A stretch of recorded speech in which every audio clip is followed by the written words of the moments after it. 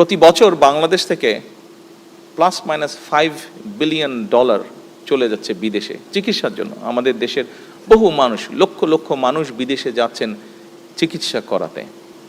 আমি যেটা প্রত্যাশা করি একজন রাজনৈতিক কর্মী হিসেবে, এখন যেহেতু সরকারের পরিচালনার দায়িত্বে আছি, আমি আমার ডাক্তারদের কাছে, যারা বর্তমানে চিকিৎসক আছেন, ডাক্তার আছেন, যারা উড-বি ডাক্তার যারা হবেন, প্রত্যেকের কাছে আপনাদের আমার একটা প্রত্যাশা আছে।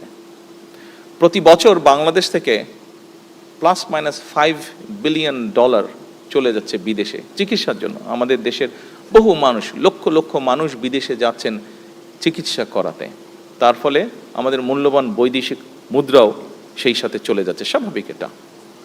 আপনাদের কাছে আমার প্রত্যাশা, আসুন না, যারা বর্তমানে চিকিৎসক আছেন, যারা উড-বি চিকিৎসক, আপনাদের সকলের কাছে আমার একটি প্রত্যাশা যে আসুন না, আমরা কেন পারবো না এই পরিস্থিতিটির পরিবর্তন করতে?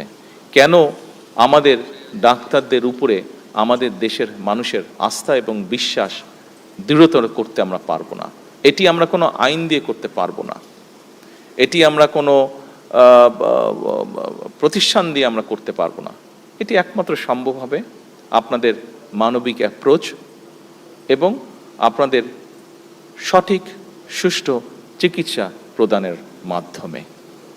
সম্মানিত চিকিৎসকবৃন্দ, সকল উপস্থিতিবৃন্দ, বিশেষ করে যারা চিকিৎসার সাথে জড়িত আছেন, আজকের এই অনুষ্ঠানে 81তম প্রতিষ্ঠা বার্ষিকী উপলক্ষে শুধু ডিএমসি না, বাংলাদেশের প্রত্যেকটি হসপিটাল বা প্রত্যেকটি মেডিকেল কলেজের যারা চিকিৎসক আছেন, যারা শিক্ষার্থী আছেন, আপনাদের সকলের কাছে এই পরিবর্তনটির, অর্থাৎ দেশের মানুষ আমার দেশের চিকিৎসকদের উপরে সম্পূর্ণ আস্থা এবং বিশ্বাস রাখবে ইনশাল্লাহ ভবিষ্যতে, এই প্রত্যাশা রেখেই আমি আজকের এই প্রতিষ্ঠাবার্ষিকীতে আমার বক্তব্য শেষ করছি।